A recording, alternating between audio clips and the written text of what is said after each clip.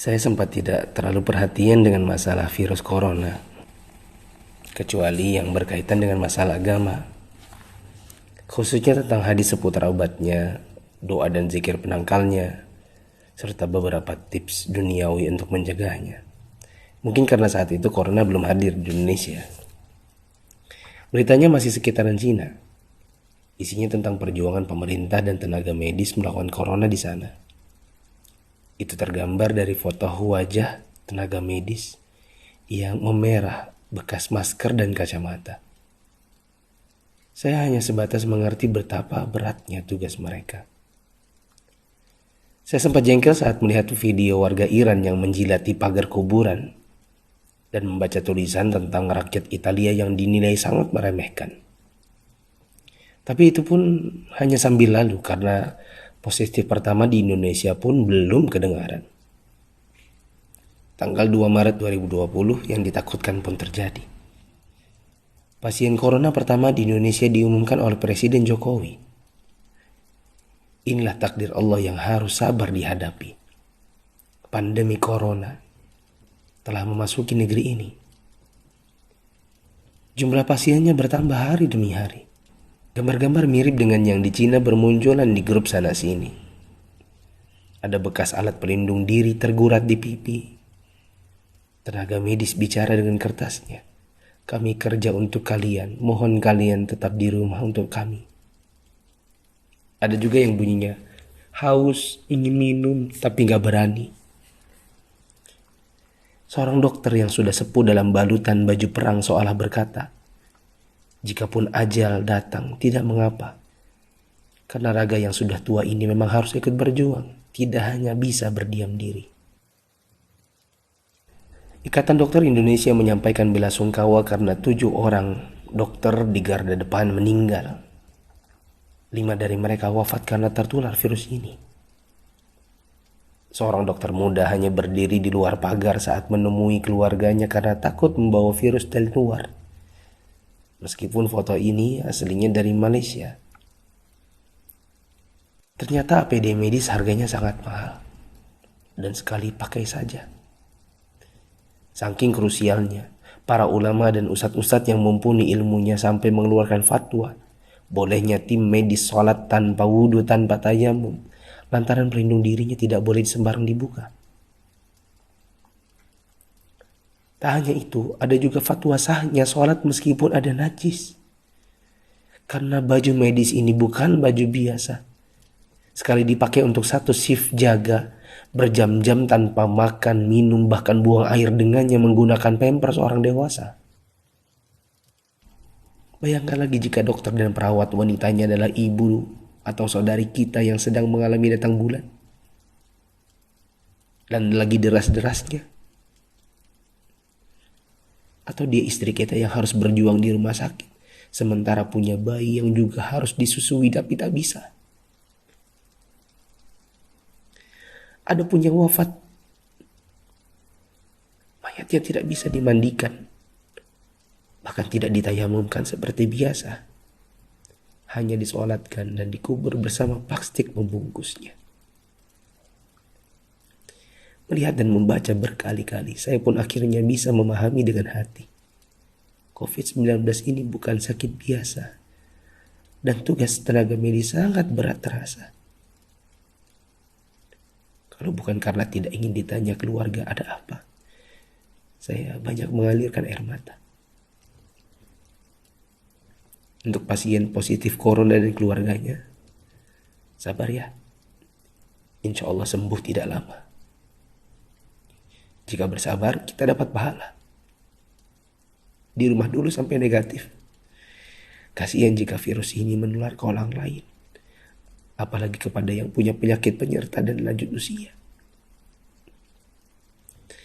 Untuk yang harus keluar dan tidak ada pilihan kedua, semoga Allah memberikan saya dan teman-teman keselamatan dan rezeki untuk keluarga. Jaga kesehatan ya. Usahakan jaga jarak dengan orang di sekitar kita. Kita tidak tahu siapa yang tertular, siapa yang sehat. Karena yang positif corona pun bisa jadi tidak merasa karena tidak ada gejala. Untuk yang masih abai dari solidaritas bersama, Saya ingin mengetuk pintu hati dan meminta waktu teman-teman sebentar saja. Yuk kita berpikir bersama. Jika teman-teman menggunakan media sosial atau punya kotak kaca media massa, teman-teman pasti sudah mendengar berbagai penjelasan wabah yang melanda. Pemerintah, dokter, para pakar sudah bicara, dari wawancara hingga rekaman video HP sederhana. Para ahli statistika mengemukakan data dengan tabel, grafik, dan semua media yang mereka punya. Teman-teman pun tinggal ketik halo di WA COVID-19 dan bertanya dengan input 1 huruf saja. Jika data itu jelimet untuk dibaca, mungkin teman-teman bisa nonton versi kartunnya. Semua tenaga sudah dikerahkan oleh berbagai kalangan untuk membuka mata hati kita. Jika tidak ada waktu untuk membaca, meme korek api pun sudah tersebar di mana-mana.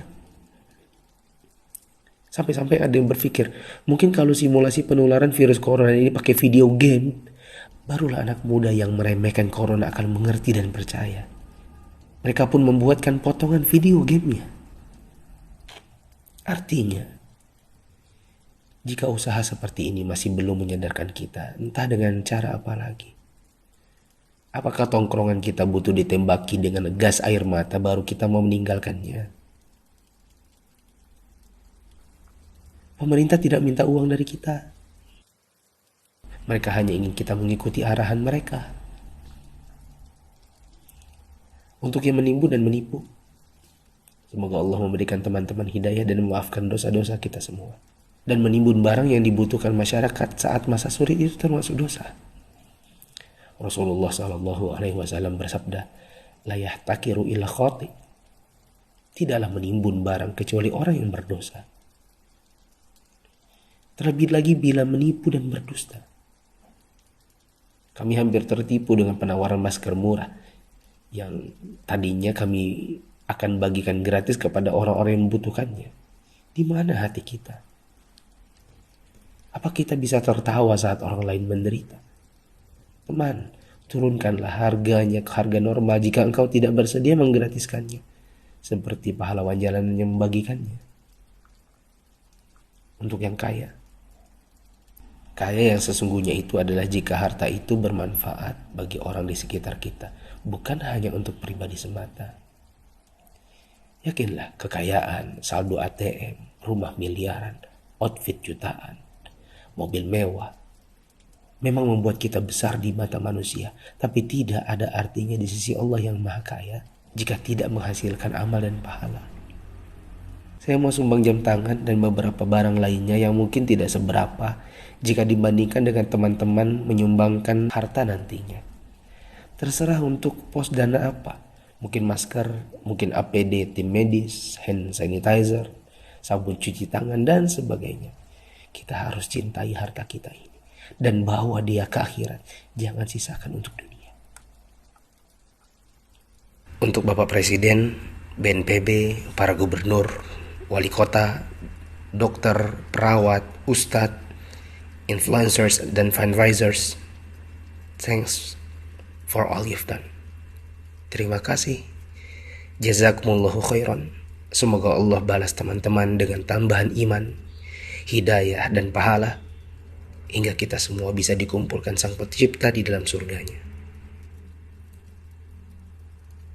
Jika menurut teman-teman ada orang di luar sana yang belum tergerak hatinya untuk punya empati kemanusiaan dalam wabah corona ini, coba kirim ke mereka. Siapa tahu setelah ini mereka bangkit mengerjakan amal kebajikan dan kita ikut dapat pahalanya.